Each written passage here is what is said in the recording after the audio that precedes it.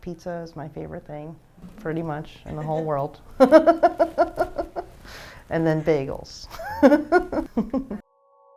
Hi, I'm Minerva Tantoco, and I'm the first ever Chief Technology Officer of New York City.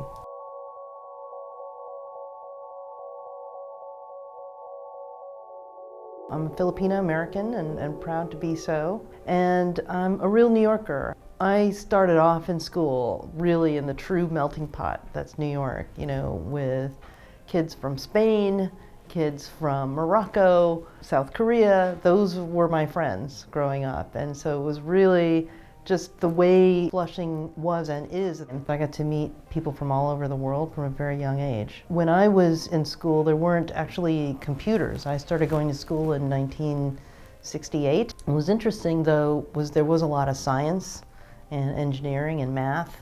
And the STEM or STEAM stuff I was very, very interested in. And I really didn't discover computer science until college. And I was really interested in how the brain works. And I was gonna go into some kind of biology or become a doctor to study, brain science. And so I started studying neuropsychology, which is really the study of how the brain processes thoughts. And part of the psychology class, was to use a statistics program on this thing called a mainframe computer. And back then you didn't have personal computers, you just had these terminals and these giant machines in these big rooms that your terminal would be talking to, and then you would write your software, send it to the mainframe, and then it would come back with the answer. And once I touched my hands on the keyboard and realized I could type something and make things happen, that seemed like magic to me. I was like, this is it, this is what I want to do, and nobody was doing computer stuff back then. It wasn't like a thing. And so when I went back and told my parents that I was not going pre-med anymore and that I was going to start a software company in 1985, they kind of had a nervous breakdown. They're okay now. They're pretty proud of how it all turned out.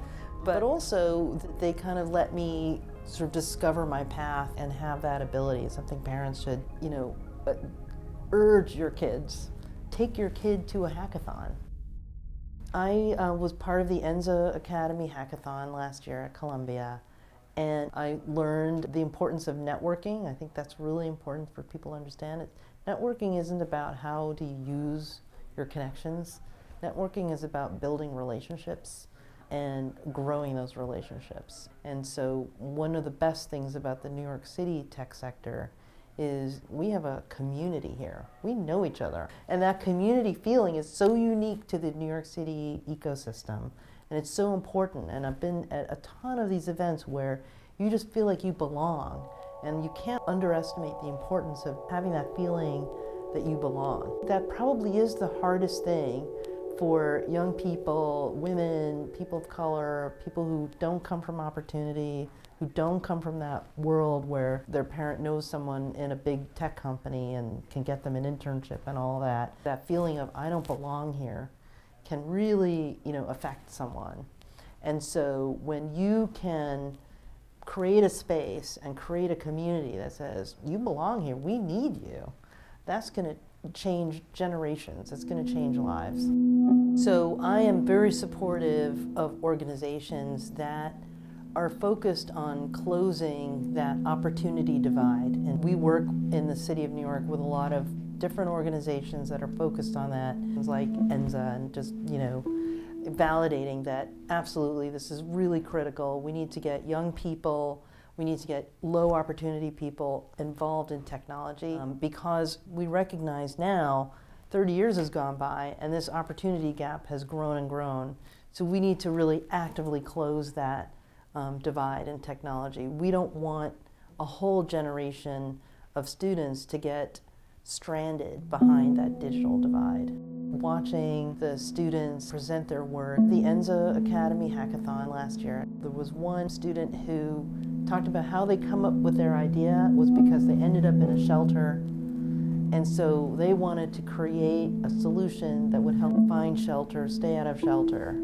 There were other folks who were creating apps to help find a job or a mentor, and so there was such great problem solving. It was a perfect example of how this is incredibly empowering. It's a tool that gives you power. You don't just be a consumer of the technology, right? You should be the creator of it. It can really be a fantastic path to civic engagement by using the social media, by creating new applications and tools that I've seen in a lot of startups now that are saying, how do we harness technology to democratize society? And there's this concept of a smart city, meaning how do we use technology sort of out in the urban landscape, and how do we use technology to solve the toughest urban problems? That we want to be a smart city for all New Yorkers. And how do we use technology to solve the problems around equity? How do we use technology to fight crime and poverty?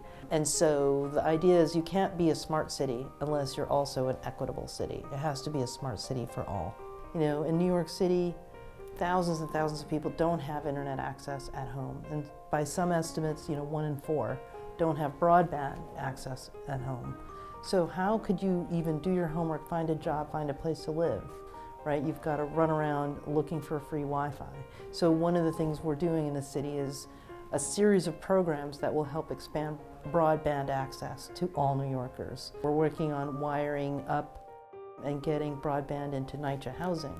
We're looking at creative ideas from the public. So we issued a call for innovations last year on give us your best ideas about how to expand broadband. It could be a policy, it could be a technology, it could be a business idea. Then there's education, right? And by education, I don't just mean, our educational initiatives. We do have those. We've got, Computer Science for All, which is historic. New York City committing to have every New York City public school student, which I was one, will get access to computer science education. We also pioneered the Tech Talent Pipeline here, a 3-year, $10 million program.